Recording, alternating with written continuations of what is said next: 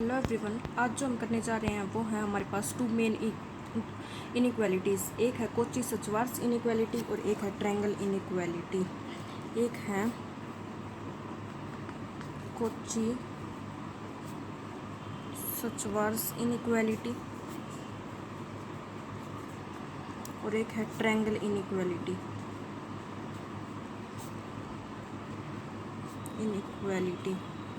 Kochi Schwarz inequality में हमारे पास क्या होता है कि A vector dot B vector का whole square less than equal to A vector के मैग्नीट्यूड का स्क्वायर इनटू बी वेक्टर के मैग्नीट्यूड का स्क्वायर। कोची श्वार्ट्ज में हमारे पास क्या होता है कि ए और बी कोई दो वेक्टर गिवन होते हैं, उनका होल स्क्वायर किससे लेस देन इक्वल टू होता है कि जो ए वेक्टर गिवन है उसके मैग्नीट्यूड का स्क्वायर इनटू बी वेक्टर जो गिवन है उसके मैग्नीट्यूड का स्क्वायर। ये हमारे पास होती है कोची श्वार्ट्ज इनइक्वालिटी। एक हमारे पास होती है ट्रायंगल इनइक्वालिटी। उसमें क्या होता है कि A vector plus B vector का magnitude less than equal to A vector का मैग्नीट्यूड प्लस बी वेक्टर का मैग्नीट्यूड। ट्रायंगल इनइक्वालिटी में हमारे पास प्लस होता है और कोची श्वार्ट्ज में हमारे पास डॉट होता है। आइए अब हम इनका प्रूफ देखते हैं। प्रूफ पहले हम फर्स्ट का प्रूफ देखते हैं, कोची श्वार्ट्ज इनइक्वालिटी।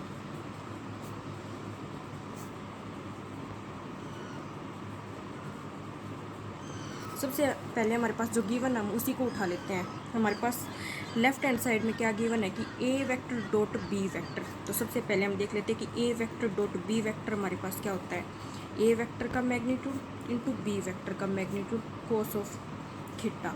अब हम थीटा हमारे पास पता है कि जो ए वेक्टर और बी वेक्टर उनके बीच का एंगल, जैसे कि कोई पॉइंट ओरिजिन है ये ओ, ये यहाँ पे है ए वेक्टर और ये है कोई पॉइंट ए और ये कोई पॉइंट बी, तो यहाँ पे ये है बी वेक्टर। तो कोस थीटा एंगल क्या होगा, इन दोनों वेक्टर के बीच का जो एंगल है वो हमारे पास क्या है, थीटा। अब हमारे पास क्या दे रखा है, ए डॉट भी हमने लिख लिया। अब इसका क्या है ऊपर स्क्वायर, तो अब हम इसका स्क्वायर कर देंगे। A dot vector dot B vector का whole square is equal to A vector का मैग्नीट्यूड का स्क्वायर इंटू बी वेक्टर के मैग्नीट्यूड का स्क्वायर कोस स्क्वायर थीटा। अब हमें पता है कि कोस जो थीटा होता है वो किस किस के बीच में लाई करता है, -1 और +1 के बीच में लाई करता है। ठीक है, तो इसका जो स्क्वायर होगा वो लेस देन इक्वल टू किससे होगा, 1 से।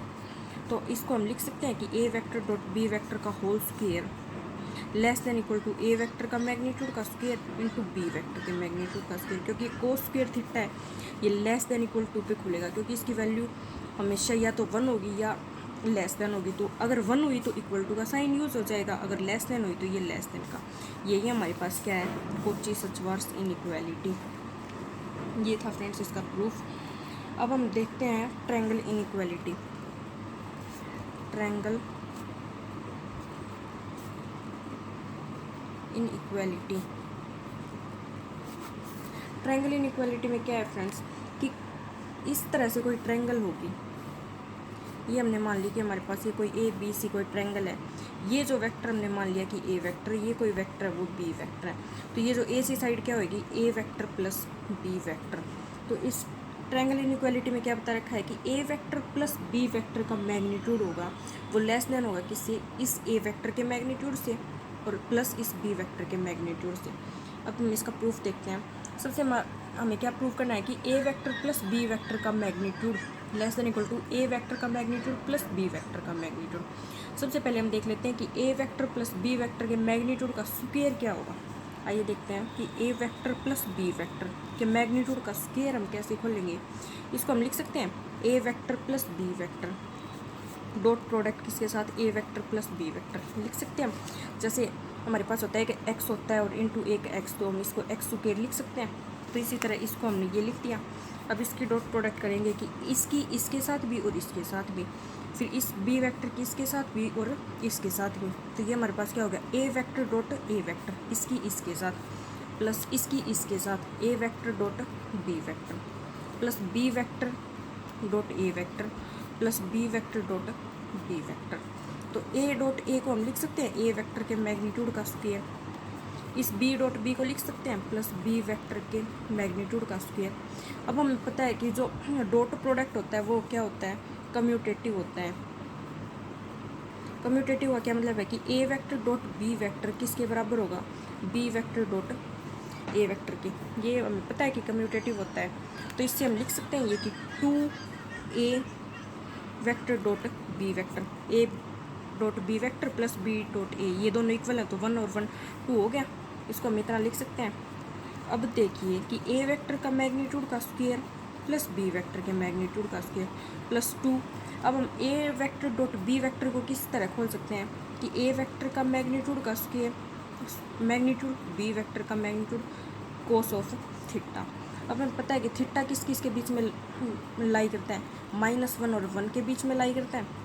तो ये या तो इससे 1 के इक्वल होगा या 1 से लेस देन होगा। तो इसको हम इस इनइक्वालिटी से खोल सकते हैं, लेस देन इक्वल टू से, कि ए वेक्टर का स्क्वायर प्लस बी वेक्टर का स्क्वायर प्लस 2 ए वेक्टर का मैग्नीट्यूड बी वेक्टर का मैग्नीट्यूड, इतना हो गया। अब ये जो हमारे पास आइडेंटिटी बन गई किसकी, कि ए प्लस बी का होल स्क्वायर, जहाँ पे ए क्या है, ए वेक्टर का मैग्नीट्यूड, बी क्या है, बी वेक्टर का मैग्नीट्यूड। तो इसको हम लिख सकते हैं ए वेक्टर का मैग्नीट्यूड प्लस बी वेक्टर का मैग्नीट्यूड, इसका होल का स्क्वायर। इस तरफ हमारे पास ऊपर क्या है, ए वेक्टर का मैग्नीट्यूड, ए वेक्टर प्लस बी वेक्टर के मैग्नीट्यूड का स्क्वायर। तो अब हम स्क्वायर से स्क्वायर कैंसिल करें, दोनों तरफ अंडरूट ले लें। कहने का मतलब ये है कि अगर हम इसके पास अंडरूट ले लें तो ये दोनों कैंसिल हो गए। तो अब आगे क्या बच गया कि A vector plus B vector का magnitude less than equal to हो गया ए वेक्टर का मैग्नीट्यूड प्लस बी वेक्टर का मैग्नीट्यूड। अब यही हमारे पास क्या है, ट्रायंगल इनइक्वालिटी। ओके, अब हम क्या करेंगे, अब जो नेक्स्ट टॉपिक हमारे आता है वो है वेक्टर या क्रॉस प्रोडक्ट। वेक्टर या cross product of two vector.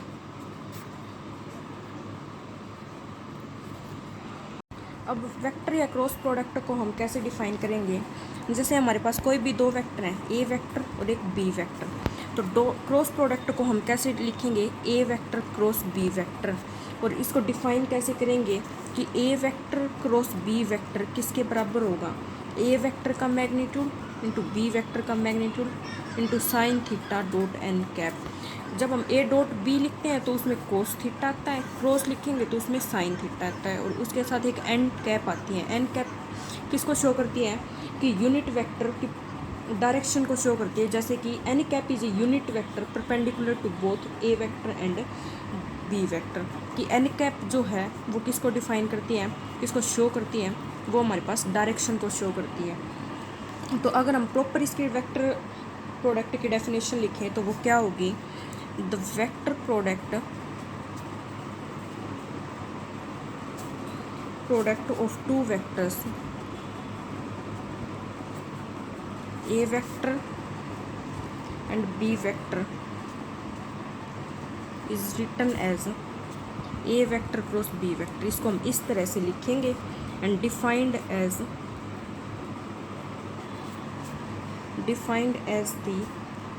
Vector A vector cross B vector is equal to A vector का मैग्नीट्यूड इंटू बी वेक्टर का magnitude sine theta dot N cap, where N cap is a unit vector. इसकी जो magnitude होगा N cap का वो क्या होगा 1, क्योंकि इसने बोल रखा है कि एन कैप क्या है, एक यूनिट वेक्टर है perpendicular to both A vector and B vector. कि vector product of two vectors A and B vector is written as, कि वेक्टर प्रोडक्ट को लिखेंगे इस तरह और डिफाइन किस तरह करेंगे कि A vector cross B vector किसके बराबर होगा, ए वेक्टर का मैग्नीट्यूड इंटू बी वेक्टर का magnitude into sine theta dot N cap. N cap is a unit vector, कि एन कैप जो है वो यूनिट वेक्टर है, यानी कि इसके जो मैग्नीट्यूड की वैल्यू होगी, यानी कि एन कैप का जो मैग्नीट्यूड होगा वो हमारे पास क्या होगा 1, और ये एन कैप है ये परपेंडिकुलर होगा किसके, बोथ ए एंड बी के। अब हम देखते हैं कि जो हमने देखा है कि A vector dot B vector का जो रिजल्ट आता है वो क्या आता है, एक स्केलर क्वांटिटी। लेकिन जो ए वेक्टर क्रॉस बी वेक्टर होता है वो हमारे पास एक वेक्टर क्वांटिटी आता है। ये हमने पिछली वीडियो में भी सीखा था। अब हमने देखा था कि जो स्केलर या डॉट प्रोडक्ट जो हमारे पास होता है वो हमारे पास कम्यूटेटिव होता है। ये हमारे पास क्या होता है, कम्यूटेटिव। कम्यूटेटिव का क्या मतलब था कि A vector dot B vector किसके बराबर होगा, B vector dot A vector के। लेकिन हमारे पास जो क्रॉस प्रोडक्ट है उसमें हमारे पास ये नॉन कम्यूटेटिव होता है, नॉन कम्यूटेटिव। इसका क्या मतलब होता है कि A vector cross B vector है वो इक्वल नहीं होगा किसके, B vector cross A vector के। ये दोनों आपस में इक्वल नहीं होंगे। ये इक्वल कब होंगे कि A vector cross B vector ये किस कब इक्वल होंगे इसके, ये एक नेगेटिव साइन के साथ इक्वल होंगे। क्योंकि क्रॉस प्रोडक्ट जो होता है वो एक वेक्टर क्वांटिटी होती है और वेक्टर क्वांटिटी के साथ हमेशा एक डायरेक्शन ऑक्यूपाई होती है। तो ए वेक्टर क्रॉस बी वेक्टर की डायरेक्शन कुछ अलग होगी। इसी तरह अगर हम वेक्टर को चेंज करते हैं यानी कि B vector cross A vector कर दें तो इसकी जो डायरेक्शन है वो चेंज हो जाएगी। तो उसके साथ एक नेगेटिव साइन आ गया तो ये हमारे पास दोनों क्या हो जाएंगे, इक्वल हो जाएंगे। अब हम देखते हैं कि अगर ए वेक्टर क्रॉस बी वेक्टर, ये दो वेक्टर हैं, इनकी क्रॉस प्रोडक्ट अगर 0 के बराबर हुई यानी कि 0 वेक्टर आएगा अभी इसमें, तो इसका मतलब क्या है कि या तो फिर ए वेक्टर 0 है कि ये हम A vector cross B vector को जब खोल लेंगे तो क्या होगा, ए वेक्टर का मैग्नीट्यूड इंटू बी वेक्टर का magnitude into sine theta dot N cap. अगर ये A vector cross B vector 0 है तो इसका मतलब क्या है कि या तो ये चीज़ 0 है या फिर ये चीज़ 0 है या फिर साइन थीटा यानी कि थीटा की जो वैल्यू है वो हमारे पास क्या है, 0 है। तभी ए वेक्टर क्रॉस बी वेक्टर हमारे पास क्या होगा, 0। अब अगर हमारे पास जैसे कि A vector cross B vector क्या है, ए वेक्टर का मैग्नीट्यूड इंटू बी वेक्टर का magnitude sine theta dot N cap. अगर थीटा की वैल्यू π/2 हो जाती है यानी कि 90 डिग्री हो जाती है तो हमारे पास साइन थीटा की वैल्यू हमें पता है कि साइन थीटा की 90 की वैल्यू कितनी होती है, 1। तो ए वेक्टर क्रॉस बी वेक्टर किसके बराबर होगा, ए वेक्टर का मैग्नीट्यूड इंटू बी वेक्टर का मैग्नीट्यूड। अब हमने देख लिया कि A vector cross B vector ये इस तरह से डिफाइन होगा। अगर हम वैसे नोटेशन देखें कि ए वेक्टर को किस तरह लिखेंगे, A1 i cap plus A2 j cap plus A3 k cap. ये i j k क्या होते हैं, यूनिट वेक्टर्स होते हैं। जो i है वो x1 की डायरेक्शन में, j है वो x2 की डायरेक्शन में, k है वो x3 की डायरेक्शन में। कोऑर्डिनेट सिस्टम जब हम बनाते हैं तब तो इसमें जब हमने डॉट प्रोडक्ट को देखा था कि डॉट प्रोडक्ट, उसमें हमने क्या देखा था कि I dot I is equal to 1, J dot J is equal to 1 और के, ये कैप आएगा यहाँ, के dot K is equal to 1। अगर हम इनकी और किसी के साथ मल्टीप्लाई कर देते हैं तो वो हमारे पास क्या था, 0। जैसे कि I dot J is equal to J dot K is equal to K dot I, ये सब हमारे पास क्या था, 0। लेकिन क्रॉस प्रोडक्ट में हमारे पास क्या होगा, इससे उल्टा होगा। इसके अंदर क्या है कि अगर हम खुद के साथ क्रॉस प्रोडक्ट करेंगे ना तो वो 0 होगा, के क्रॉस के इज इक्वल टू 0 वेक्टर। यानी कि आई डॉट क्रॉस आई किया या जे क्रॉस जे किया या के क्रॉस के किया, खुद के साथ की तो क्या होगा, 0 वेक्टर। अदरवाइज क्या होगा, 1। जैसे कि हम करते हैं कि अगर हम आई 1 भी नहीं आएगा इसमें, 2 की करेंगे तो उससे अलग कोई तीसरा वेक्टर आएगा। जैसे आई कैप क्रॉस जे कैप करेंगे तो वो हमारे पास क्या आएगा, के कैप। यानी कि इन 2 वेक्टर से कोई अलग वेक्टर आएगा किसकी डायरेक्शन में, के कैप की डायरेक्शन में। अगर हम जे क्रॉस के करेंगे तो वो हमारे पास आएगा आई कैप। अगर हम के क्रॉस आई करेंगे तो हमारे पास क्या आएगा, जे कैप।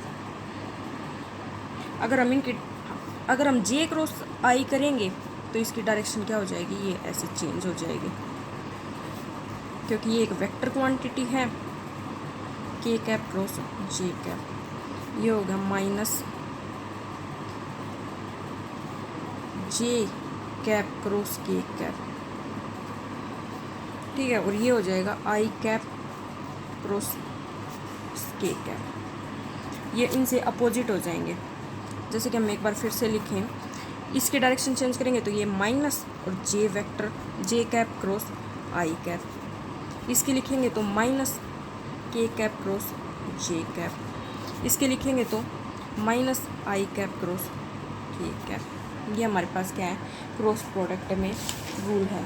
और हमने देख लिया कि क्रॉस प्रोडक्ट जो है वो कम्यूटेटिव भी नहीं होता।